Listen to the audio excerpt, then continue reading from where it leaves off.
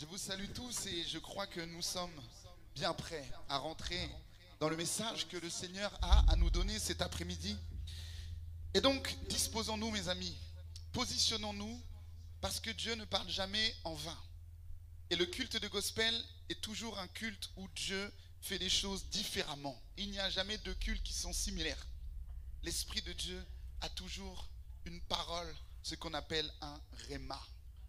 Cela veut dire que c'est ce que Dieu veut nous dire à l'instant où nous parlons. Alors nous allons ensemble lire la parole de Dieu et je vous invite à prendre vos Bibles dans le livre de Matthieu au chapitre 13 et au verset 44.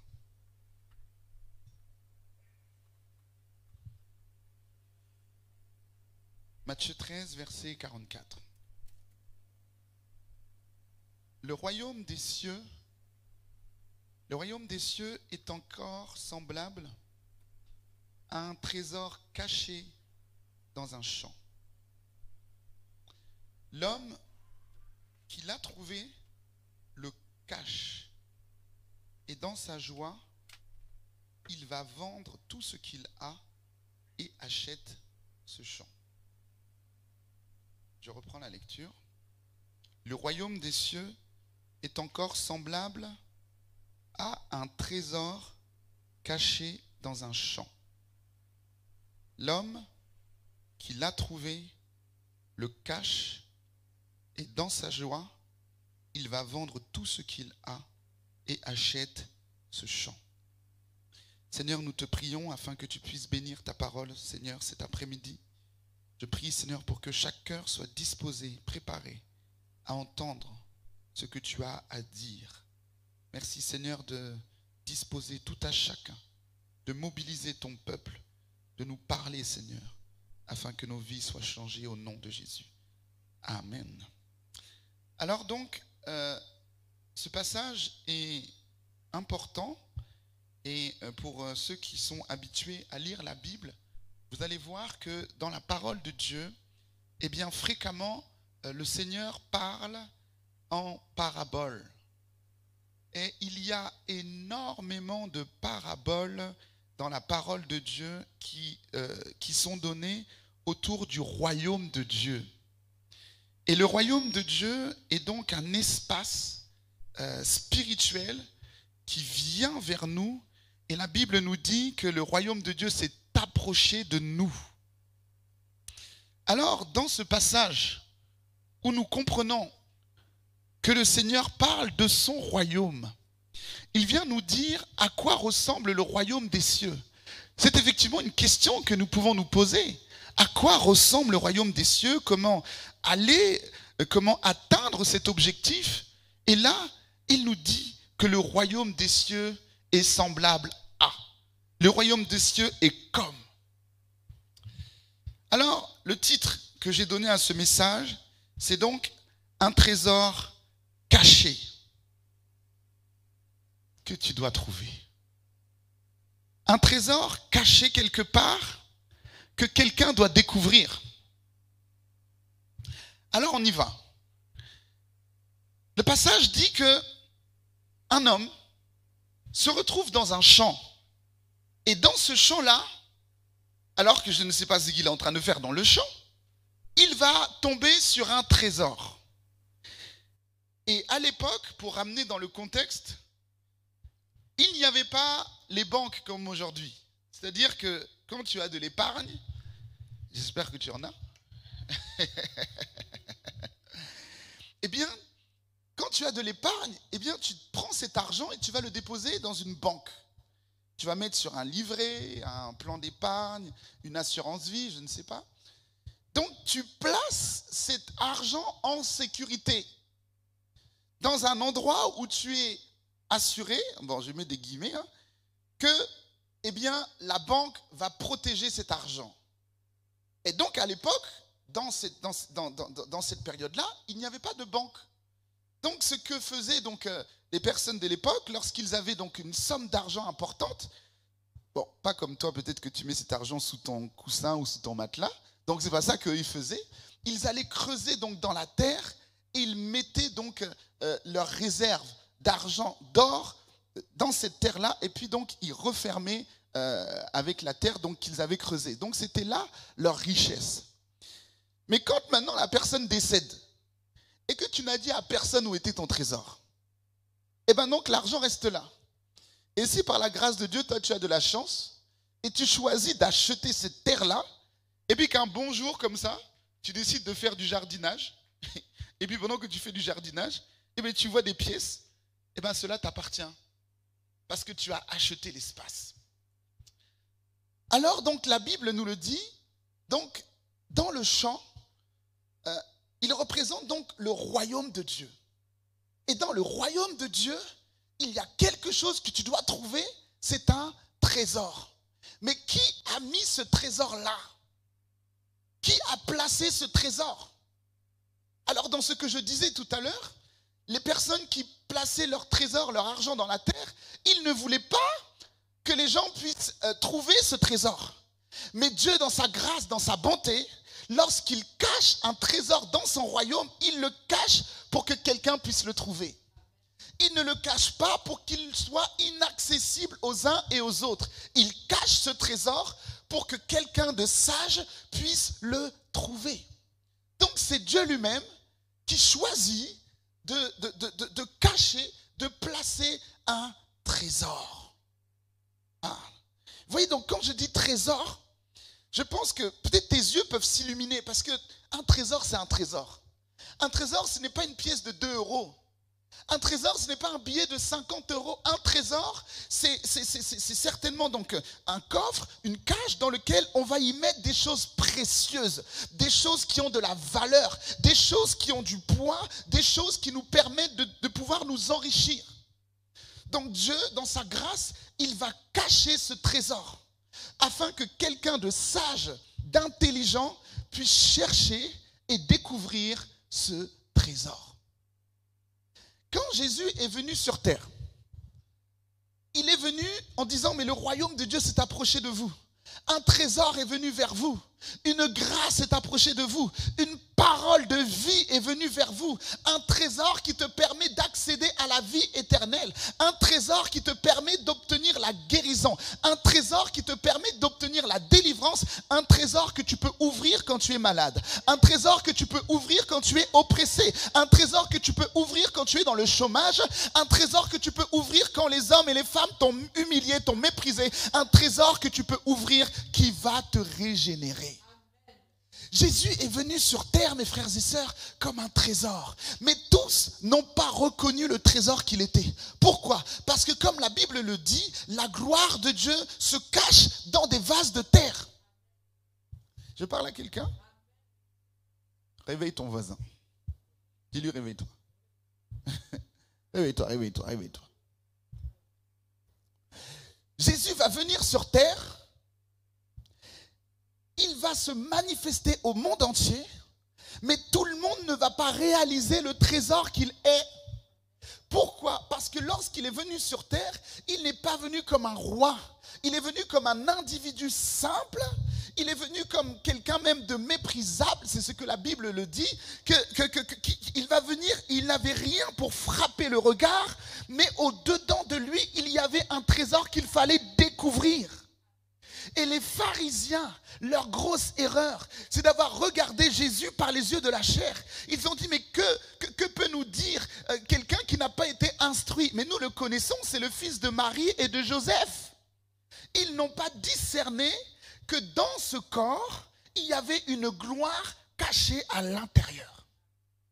Alors, cela signifie que nous tous, chrétiens, chrétiennes, nous pouvons passer à côté du trésor le plus important de nos vies. Ce n'est pas juste de dire « Jésus, je t'accepte comme Seigneur et Sauveur personnel ». Ce n'est pas ça qui te donne accès à ce trésor. C'est d'aller en profondeur. C'est d'aller plus loin. C'est de t'investir pour faire une recherche profonde de qui est Jésus. Si les pharisiens de l'époque avaient compris qui était celui qui était en face d'eux, ils n'allaient pas le crucifier. S'ils avaient compris que celui qui était en face d'eux était là pour leur donner une paix, la vie éternelle, la délivrance, la guérison, ils n'allaient pas le crucifier. Alors la Bible nous le dit maintenant, là où est ton trésor, là aussi sera ton cœur.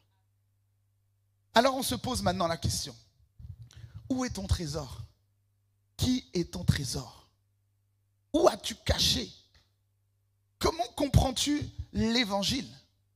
Qu'est-ce que Christ est pour toi?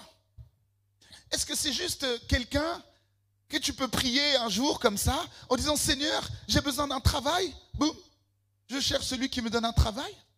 Qui est Christ pour toi? Qu'est-ce qu'il représente dans ta vie? Où est ton trésor? Dans quoi mets-tu ton énergie, ta volonté? Dans quoi mets-tu ta détermination? Lorsque tu te lèves le matin, qu'est-ce qui motive ta journée? Qu'est-ce que tu choisis? Qu'est-ce que tu veux? Que veux-tu de ta vie? Comment te projettes-tu? Comment te vois-tu?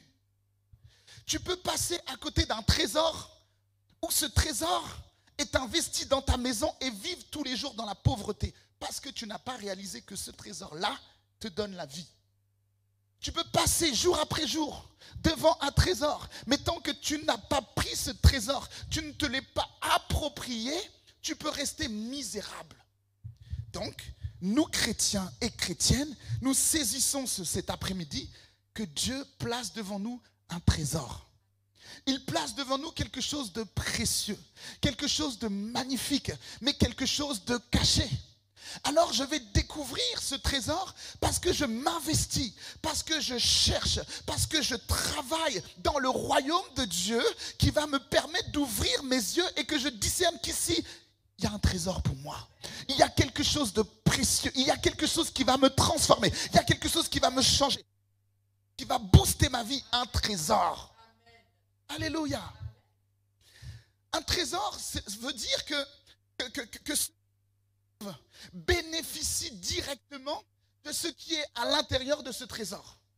Celui qui capte ça va comprendre que sa vie prend directement un autre élan parce qu'il bénéficie de ce qui est à l'intérieur de ce trésor. Ta valeur aura la valeur du prix de ce trésor. Ah, vous n'avez pas compris. Merci ma soeur. Je dois vous faire comprendre ça. La richesse d'un homme, la richesse d'une femme ne se définit pas au nombre de milliers d'euros qui existent sur ton compte en banque. Ta richesse, ce n'est pas ton argent. Ta richesse, ce n'est pas ton salaire. Ta richesse, ce ne sont pas tes biens matériels. La richesse d'un individu, c'est la dimension de la présence de Dieu dans sa vie. Ta richesse est en corrélation avec le niveau de présence de Dieu dans ta vie. Vous comprenez ce que je vous dis? La richesse de mon frère évangéliste Jean-Luc ne dépend pas du travail qu'il a et du salaire qu'on verse à la fin du mois. Sa richesse dépend de la présence ou du niveau de présence de Dieu dans sa vie. Plus il laisse cette présence monter, plus il est riche. Plus il laisse cette présence grandir, plus il est riche. Plus il laisse cette présence demeurer et grandir et s'évoluer en lui, plus il s'enrichit. Mais c'est un trésor que tout le monde ne perçoit pas.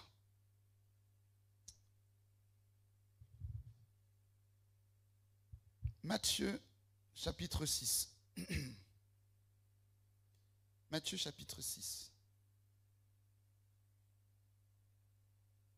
C'est le verset. Matthieu chapitre 6, verset 19. Je le lis rapidement.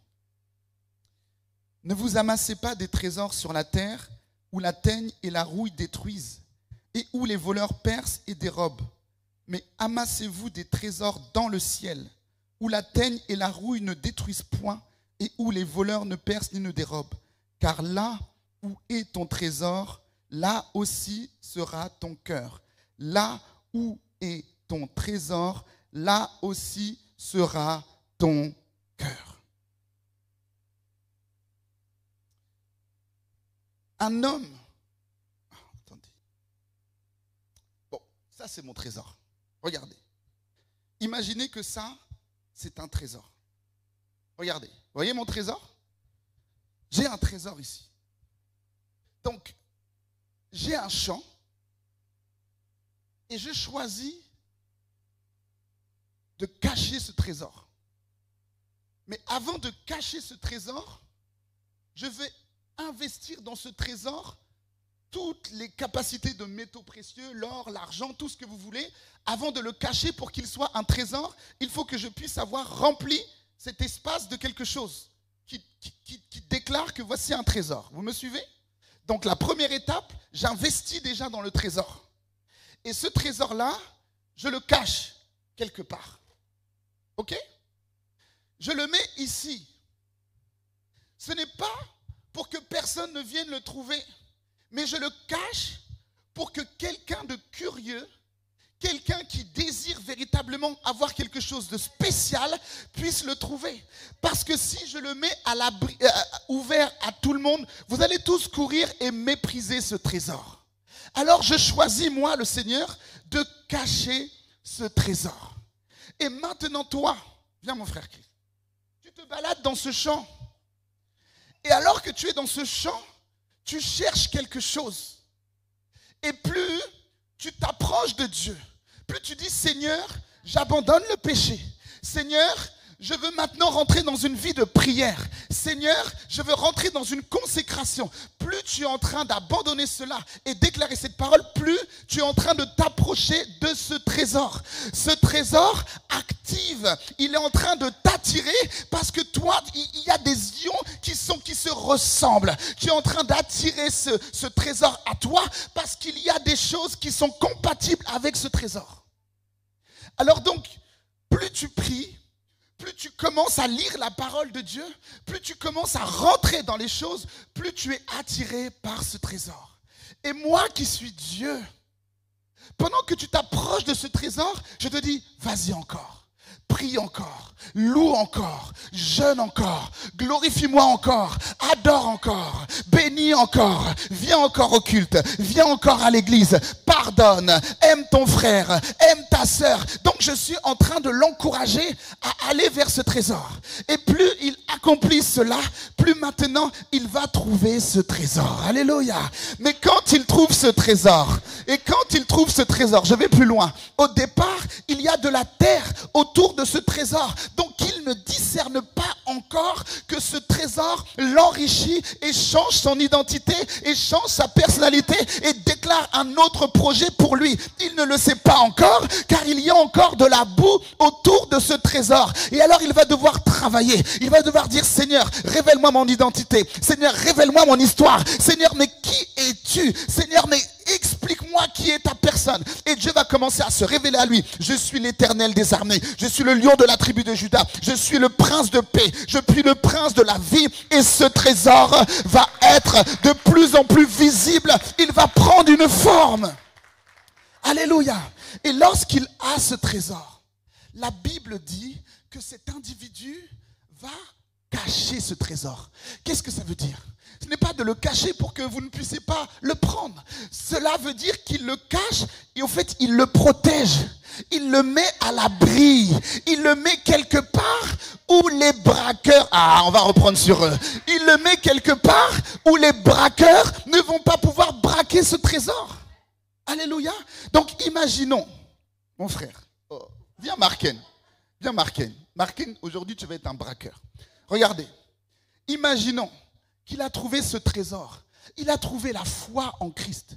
Il a trouvé l'amour de Christ. Il a trouvé la miséricorde de Christ. Il a trouvé la foi en Dieu. Il a trouvé comment prier.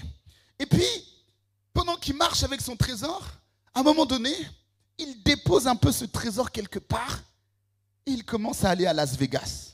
Il commence... Oh, Maître Gims, il commence, mon frère, danse un peu. Il commence à danser, il est en train de mépriser le trésor qu'il a. Et pendant qu'il est déconnecté, pendant qu'il ne regarde plus son trésor, il y a un braqueur de trésors qui prend ce trésor et qui part avec. Alléluia. Reste là, mon frère, je vais bien expliquer parce que là, on ne me comprend pas bien. Redonne-moi le trésor. Première situation. Deuxième situation. Mets le trésor dans ta veste. Suivez. Vous me suivez? Voilà, parce que je veux que tu comprennes. Donc, regardez. Ce trésor, il le cache quelque part. Mais il doit veiller sur ce trésor. Et quand maintenant, Bradley arrive, ma sœur, lorsque Bradley arrive, et que ton, pas toi, et que ton trésor, tu l'as placé ici, la première chose que le braqueur va faire, il va enlever ta veste. Bon, on va enlever, hein. Tu es musclé, mon frère, hein. Il n'y a pas de problème, on enlève. Donc, il y a dans sa veste le trésor. Mais Brandon, Bradley, il vient pour enlever le trésor. Donc, il ne vient pas tout de suite prendre le trésor. Il prend l'environnement du trésor. Donc, il a enlevé la veste et Bradley part avec la veste. Et ma sœur, il n'y a plus de gloire ici. Il n'y a plus de trésor parce que tu ne veilles pas sur ce trésor. Est-ce que vous comprenez? Donc, tu peux lui redonner sa veste. Donc, quand le Seigneur vient vers toi, mon frère, ma sœur, il vient pour te dire qu'il est un trésor. Et c'est à toi de chérir ce trésor. C'est-à-dire qu'on n'a pas besoin de te forcer à prier pour que tu pries. Amen. Voilà. Il n'y a pas besoin qu'on te dise prie pour que tu pries. Parce que tu prends en compte que ce trésor, tu dois le protéger par la prière. Tu dois protéger la communion avec Dieu dans cette prière. Et lorsque Brandon va venir, la puissance de ta prière va le rejeter. Alléluia. Amen. Lorsque les braqueurs du trésor vont venir, ta prière vont les rejeter. Voici pourquoi tu dois prier sans cesse. Et pour pouvoir demeurer dans ce trésor, la Bible te donne une clé. Recherche le royaume de Dieu avant toute chose. Et toutes les autres choses que tu demandes te seront données par-dessus. C'est une clé fondamentale pour l'Église. Recherche le royaume de Dieu avant toute chose. Ça veut dire que lorsque tu décides, d'ailleurs, vendredi, je dépose mon neveu chez lui. Et on passe devant l'atrium. Je dis, mais moi je pensais que les boîtes étaient fermées. Ils ont réouvert les boîtes. Je dis, non, ils sont forts. Vraiment, ils sont forts. Mais sans effet. Donc, je suis en train de dire que même si à l'extérieur, ils ont réouvert les soirées R&B, Zoukla, Forever, c'est pas pour toi. Ce n'est pas pour toi parce que toi, tu cherches le royaume de Dieu avant toute chose. Et tu peux passer devant la boîte de nuit, ton corps ne va même pas bouger, sans effet. Tu vas passer devant cette musique sans effet. Tu continues ta route car tu recherches le royaume de Dieu avant toute chose. Parce que quand tu vas aller dans la boîte de nuit, on va dire, monsieur, vous avez un peu chaud, madame, enlevez votre veste. Hein? La gloire de Dieu est partie en même temps. Vous comprenez? Donc, Dieu parle à l'église. Dieu parle à l'église. Il te dit, il t'a donné un trésor, la présence de Dieu. Au fait, si la présence de Dieu n'est pas suffisante pour toi, on ne peut plus rien te donner.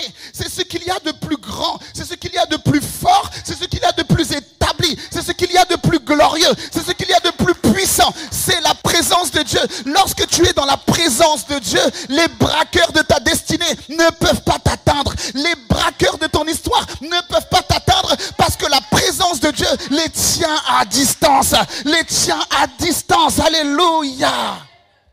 Tu dois, je prêche. Tu dois sentir que dans le jardin d'Éden, il y avait quelque chose qui s'appelait la présence de Dieu.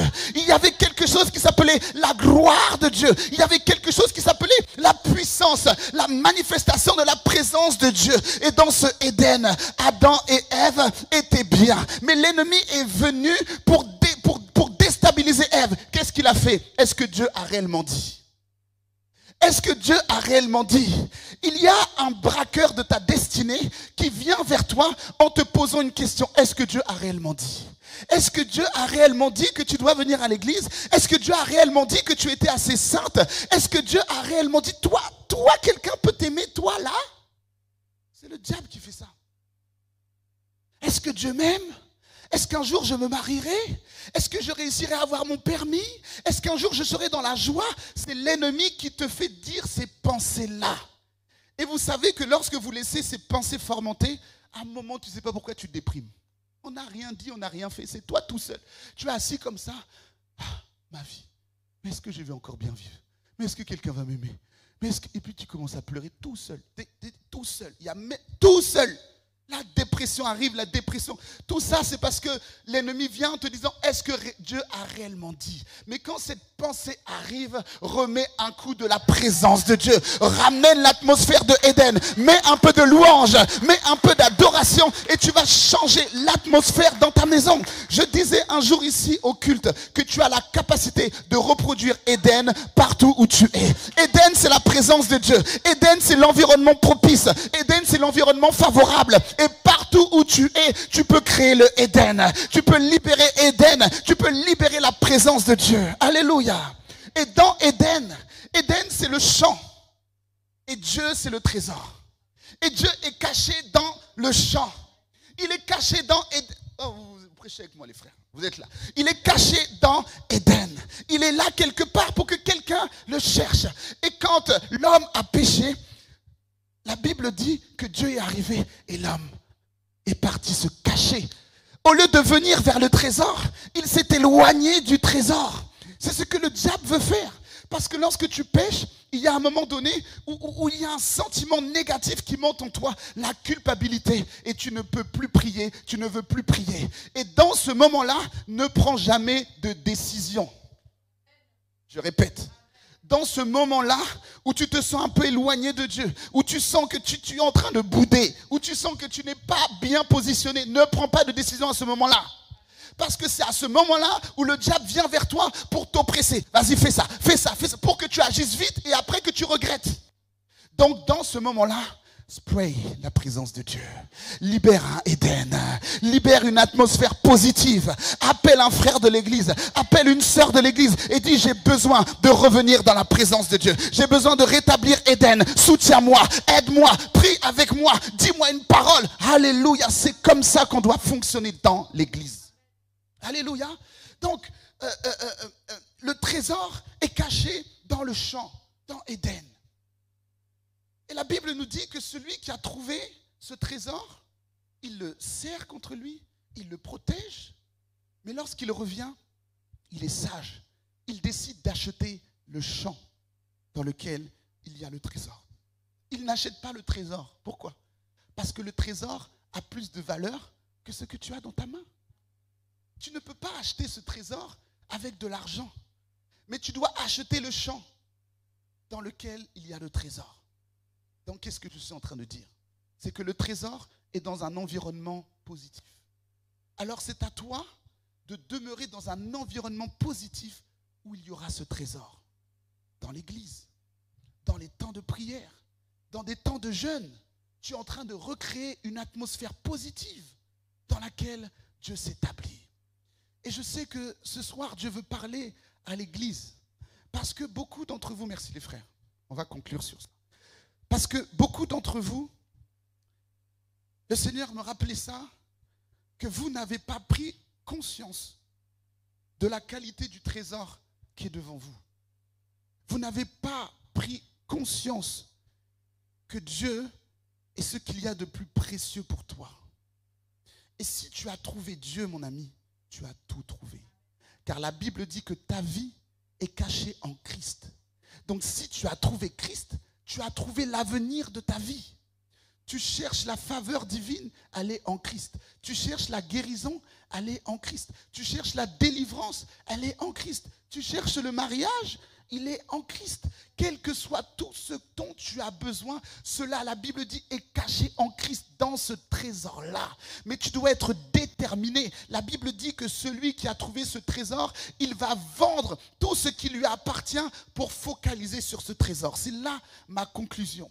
C'est que Dieu te dit ce soir que tu dois abandonner des choses. Tu dois accepter de t'éloigner de certaines choses qui t'éloignent du trésor. Tu dois accepter d'arrêter de mentir, d'arrêter d'être dans le faux semblant, d'arrêter de paraître, d'arrêter de placer des choses qui t'éloignent du trésor. Ce soir, il faut que tu puisses vendre des choses qui t'éloignent du trésor. Ce soir, il faut que tu abandonnes des choses qui t'éloignent du trésor. Il faut que tu dises, ma vie doit changer. Je dois accepter ce trésor. Je dois marcher dans les voies du trésor. Je dois vivre avec ce trésor. Je dois percer pour ce trésor. Je dois accepter de pouvoir m'enrichir avec ce trésor.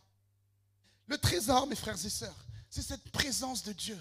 Je vous dis la vérité, c'est vrai, elle nous coûte. Elle nous coûte. Dieu ne te rachète pas église, chrétien, chrétienne.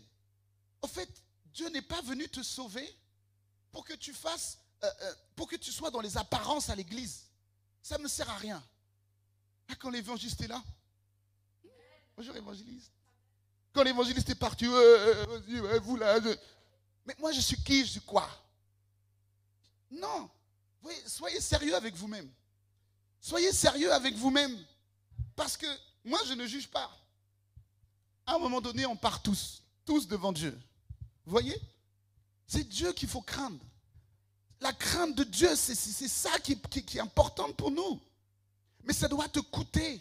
Tu dois accepter de perdre quelque chose pour prendre ce nouveau trésor. Accepte d'abandonner des choses qui te rendent captif. Il y a des films qu'il faut que tu arrêtes de regarder. Il y a des heures à laquelle il ne faut plus allumer ta télé. Ah, il n'y a pas de... Bon. Il y a des heures à laquelle il ne faut plus allumer ta télé. Il y a des heures où il ne faut plus surfer sur les réseaux, sur quoi que ce soit. Il y a des jours où tu dois te concentrer. Parce qu'un trésor, mes frères et sœurs, c'est un trésor. Si tu discernes que la présence de Dieu est précieuse, on n'aura même pas besoin de te dire jeûne, tu vas jeûner toi-même. On n'aura pas besoin de dire prie, tu vas prier toi-même. Parce qu'il y a quelque chose de précieux que tu veux prendre, que tu veux saisir, avec lequel tu veux vivre. Alléluia. Et mes frères et sœurs, cela a à voir avec vraiment notre destinée. Moi, je vois une église qui prend en compte vraiment cette richesse. Lorsque Moïse a été appelé par Dieu, suivez bien, c'est ma dernière conclusion.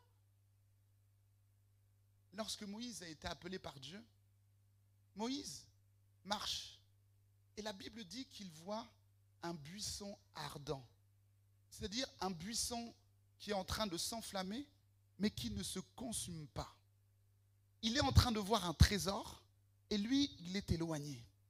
Alors, qu'est-ce qu'il fait? Il s'approche de ce trésor. Et plus il s'approche, plus Dieu lui parle. Plus il vient à proximité de ce trésor, plus Dieu lui parle. Et pendant qu'il est proche de ce trésor, Dieu lui révèle sa destinée. Et quelle était la destinée de Moïse? Pourquoi est-ce que Dieu va faire tout ça pour Moïse? Parce qu'il y avait un peuple en Égypte qui était en train de crier. La réponse du Seigneur au cri de ce peuple était la révélation dans le buisson ardent. Je ne sais pas si tu comprends ce que je veux dire, mais je vais bien expliquer pour que tu partes avec ça. Il y a dans ta vie un trésor qui s'appelle Christ. Et Christ prend autant de temps avec toi pour que tu comprennes que ton histoire est attachée à l'histoire d'autres personnes. Parce que Dieu entend des femmes en souffrance, il lance des appels ce soir. Parce que Dieu entend qu'il y a des gens qui sont malades, qui ont besoin de guérison, Dieu lance un appel ce soir. Parce que Dieu sait qu'il y a des gens loin de l'église, Dieu lance des appels ce soir. C'est là ton buisson ardent qui est en train de fumer. Il y a un buisson ardent qui est en train de brûler et Dieu te dit approche-toi. Le Seigneur te dit viens vers moi. Le Seigneur dit accepte cet appel, accepte cette vision, accepte ce projet parce qu'il y a quelqu'un qui est en train de crier et qui a besoin de ton témoignage, qui a besoin de ton évangélisation, qui a besoin de ta parole, qui a besoin de ta prière, qui a besoin de ta prophétie, qui a besoin de l'onction de Dieu sur toi, qui a besoin que tu répondes à l'appel parce que quelqu'un est en train de crier. Alors tu dois répondre, Seigneur, me voici. Seigneur, je suis présent. Seigneur, je suis prêt. Seigneur, envoie-moi. Seigneur, j'accepte de rentrer dans cette dimension nouvelle avec toi. Il faut répondre à l'appel de celui qui te dit, ma fille, je connais les projets que j'ai formés sur toi. Mon fils, je connais les projets que j'ai formés sur toi. Ne reste pas dans les altermoiements. Ne reste pas dans le filet de l'oiseleur. Tu vois bien que ta vie ne correspond pas à ce qui est marqué dans la Bible. Alors arrête de souffrir. Arrête de déprimer. Lève-toi pour ton histoire. Lève-toi pour ta destinée. Lève-toi pour ta maison. Lève-toi pour ta famille. Lève-toi pour cette ville. Lève-toi pour Reims. Lève-toi pour les malades. Lève-toi pour les opprimés. Lève-toi pour les oppressés. Il y a un trésor en dedans de toi qui doit jaillir, qui doit briller, que nous devons voir. Alléluia. Acclamons le Seigneur, mes frères et sœurs. Total praise. Total praise. Vous pouvez venir. Alléluia. Alléluia. Le Seigneur est bon. Et tu comprends ce soir que Christ est un trésor. Alléluia, tu vas le chercher. Tu vas le chercher. Tu dois être déterminé pour Christ. Oh là là. Vous savez, quand moi, le Seigneur est venu me sauver, quand Jésus est venu toucher ma vie, au fait, j'avais tellement vécu la vie de femme misérable, où tu es là, tu souffres, tu vas à gauche, tu ne sais pas si tu vas réussir. Tu vas à droite, tu ne sais pas si tu vas réussir. Un jour, tu es comme ça avec les gens, un autre jour, tu es comme ça. Tu es comme un caméléon. Au fait, ton caractère change en fonction des gens avec lesquels tu es. Mais quand Christ est venu dans ma vie, je vous dis, quand Christ est venu dans ma vie, les autres choses n'avaient plus de valeur pour moi. Le foot n'avait plus de valeur pour moi. Toutes les soirées, Zouk, R&B, Zouk Love, ça n'avait plus aucune valeur pour moi parce que j'avais trouvé quelqu'un de puissant, quelqu'un de précieux, quelqu'un de digne, quelqu'un de saint, quelqu'un qui avait une histoire avec moi, quelqu'un qui disait, mon fils, j'ai un projet pour toi, j'ai un appel pour toi, j'ai un ministère pour toi. Et ça, mes amis, c'était une plus grande richesse que d'aller dans le monde pour m'amuser, que d'aller dans les boîtes de nuit pour danser jusqu'à pas d'heure. La victoire pour moi était celle du péché. La victoire pour moi était celle du monde. Et en ayant accepté cet appel, en ayant accepté de rentrer dans cette consécration, d'avoir pris mon appel au sérieux, d'avoir vu mon appel comme une couronne, d'avoir vu mon appel comme une richesse, d'avoir vu mon appel comme un trésor, à cause de cela, aujourd'hui tu es là. Alléluia. À cause de cela, aujourd'hui tu es là. Ce n'est pas moi qui t'ai attiré ici, c'est Christ qui t'a attiré. Pourquoi? Parce qu'on a accepté l'appel. On a accepté l'appel. Pendant que tu criais, Frida, tu sais de quoi je parle. Pendant que tu criais quelque part, tu étais en train de crier dans la souffrance, dans le désespoir. Tu étais même en Guyane. Tu étais là-bas quelque part, dans la douleur, dans la souffrance. Tu criais. Et Dieu va appeler des serviteurs. Jeûne encore, prie encore. Mais Seigneur, pourquoi tu me fais jeûner encore? Parce qu'il y avait Egola quelque part qui devait venir. Donc Dieu me dit, jeûne encore. Mais oui, jeûne encore. Alors je jeûne. Alors je jeûne. Et je me relève. Et là, le lendemain, le Seigneur me dit, veillez de prière. Je dis, mais Seigneur, pourquoi encore prier? Parce qu'il y avait Slid qui était quelque part. Et il fallait que je me tienne dans la prière.